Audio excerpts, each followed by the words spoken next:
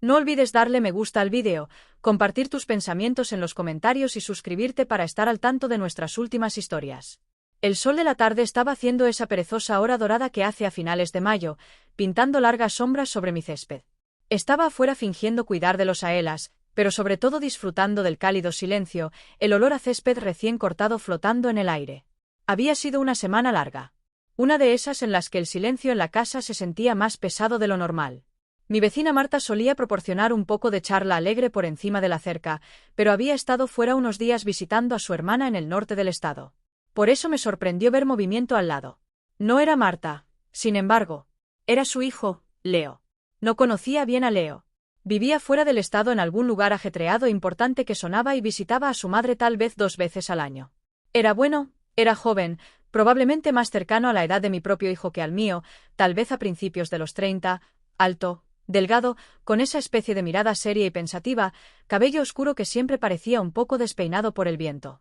Siempre había sido perfectamente educado. Un saludo con la mano, un rápido hola si nos cruzábamos mientras sacaba la basura o recogiendo el correo de su madre. Pero eso fue todo.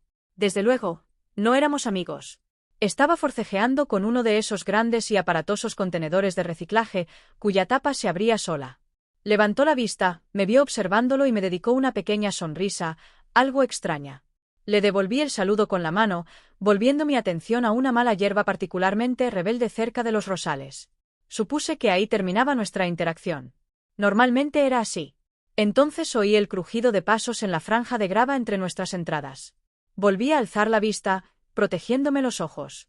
From the sun. Leo was walking towards me, wiping his hands on his jeans. Stepped a few feet away, leaning casually against the low picket fence that separated our yards. Hi, Ellen, he said.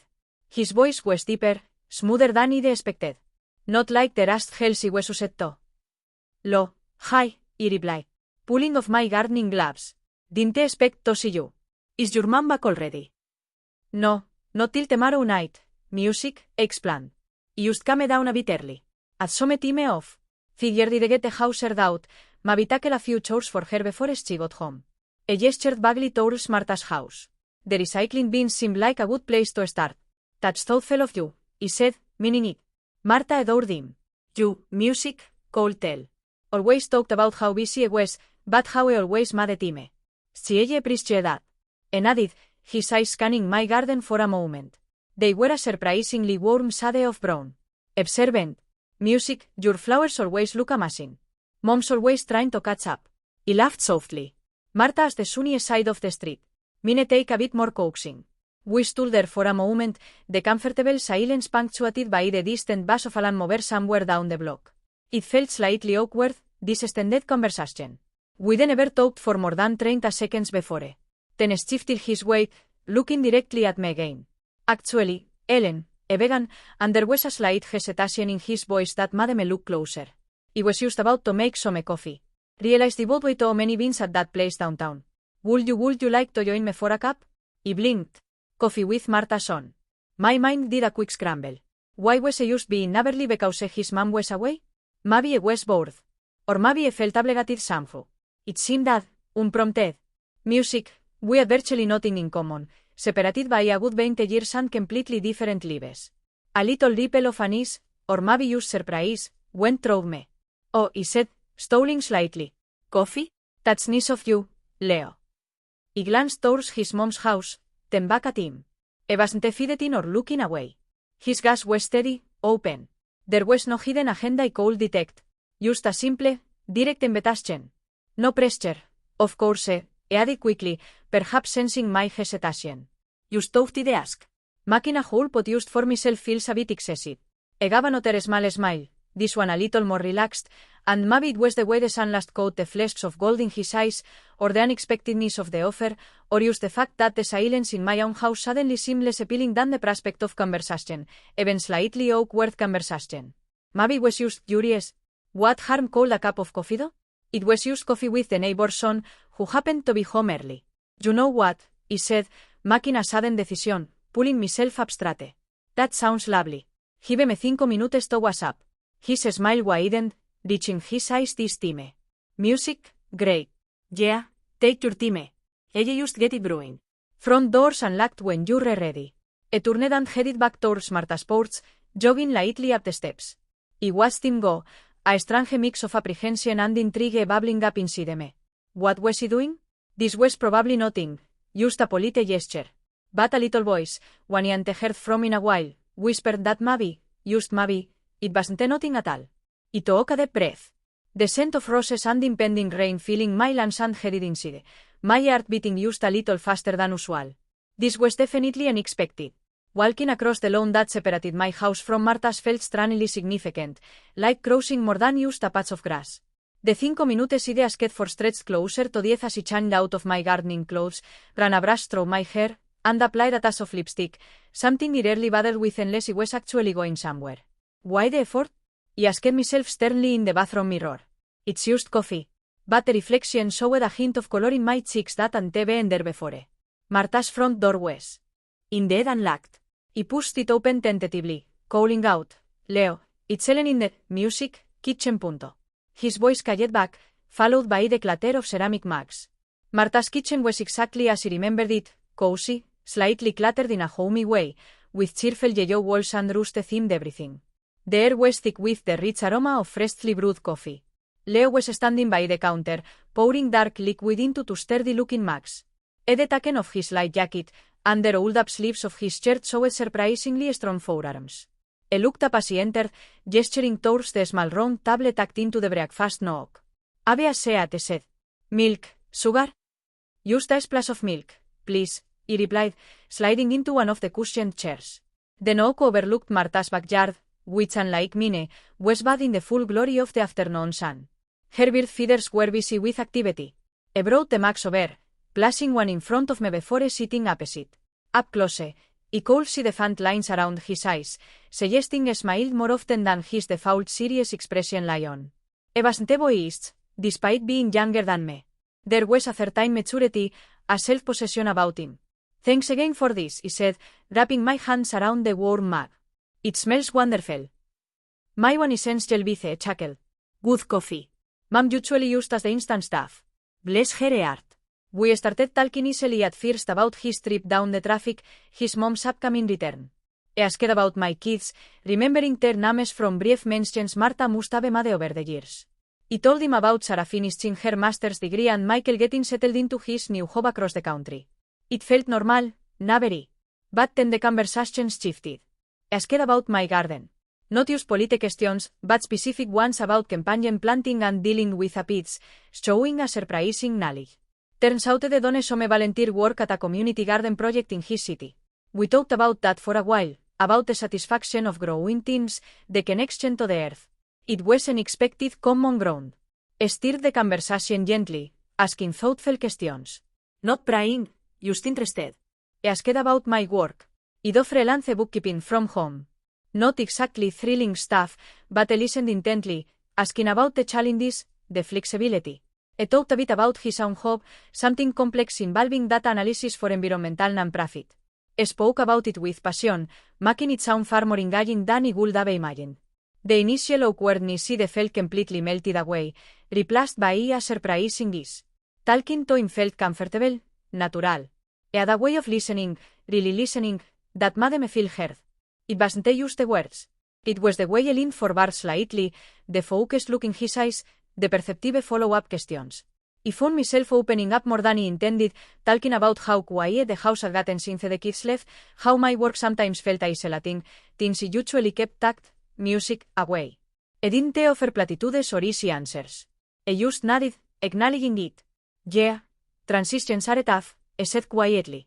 Big like shifts always leave a vacuum for a while, don't they? I spoke about his own experience moving to a new city a few years back. The loneliness he felt before finding his footing. It wasn't a comparison, just a shared understanding. The sunlight slanted lower through the kitchen window, casting long shadows across the table. We were on our second cup of coffee, though neither of us seemed to be paying much attention to drinking it anymore. The air felt different now, charged with something quiet and intense. It wasn't flirtatious, not in the way I understood it. It was deeper than that. A connection-forming thread. By invisible thread in the cozy quiet of his mother's kitchen. I realized Liante felt this genuinely engaged in a conversation, this scene, in a very long time. Not since Robert, music, well, not for years. It was unsettling and exhilarating all at once. I looked at Leo, really looked at him, seeing past the neighbors and label. I saw a keen, intelligent man with a depth that surprised me. And the way he was looking back at me, it wasn't the polite disinterest of a younger man making conversation with an older neighbor. It was open, curious, and undeniably warm. The unexpectedness of it all was dizzying. This casual coffee invitation had turned into something else entirely, something quiet and profound that was unfolding between us right there at Martha's kitchen table. The coffee grew cold in our mugs. Outside, the birds sun started to fade as dusk began to creep into the corners of the sky. We were still talking, the conversation weaving through different topics, books we read, places we traveled, even philosophies on life. It was astonishing how much common ground we found, how easily we understood each other's perspectives, even when they differed. There was a spark there, an intellectual curiosity mixed with an emotional resonance that caught me completely off guard. Leo mentioned a documentary he recently watched about urban redevelopment and its impact on community ties. It was a subject he felt surprisingly passionate about, having seen changes in our own town over the years. We talked for hours about it, debating points, sharing observations. He didn't patronize me or dismiss my opinions. He engaged, challenged, and listened. It felt like a conversation between equals, contemporaries almost, despite the years between us. At some point, he got up to rinse the mugs. He offered to help, but he waved me off gently. Music, stay put. You're the guest. He watched him move around his mother's familiar kitchen with an easy grace. He seemed comfortable here, yet also slightly separate, a visitor inhabiting a space temporarily. When I sat back down, he didn't immediately pick up the conversational thread. He just looked at me for a moment, his expression thoughtful. You know, Ellen, he said slowly, his voice softer now. My mom talks about you sometimes. Says you're one of the kindest people she knows. He felt a blues creep up my neck. Oh, Martha's just biased. He deflected slightly flustered. We look out for each other, that's all. Maybe, he conceded, a small smile playing on his lips. But she also says, you seem a little lonely sometimes since your husband passed and the kids moved out.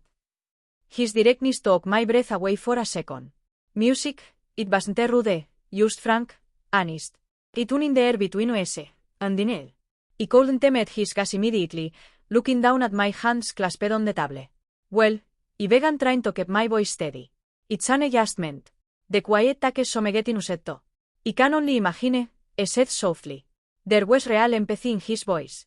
He reached across the small table then, not grabbing my hand, but just lightly touching my forearm with his fingertips. It wasn't a romantic gesture, not exactly, but it was incredibly intimate, a simple acknowledgement, a point of contact that sent a surprising jolt through me, warm and electric. He looked up, meeting his eyes. They were full of understanding. No pity, just connection. It's not easy, he admitted, the words coming out barely above a whisper. Sometimes it feels like that chapter of my life is completely closed and I haven't quite figured out how to start the next one. Held my gaze, his fingers still resting lightly on my arm. Maybe chapters don't close, he suggested.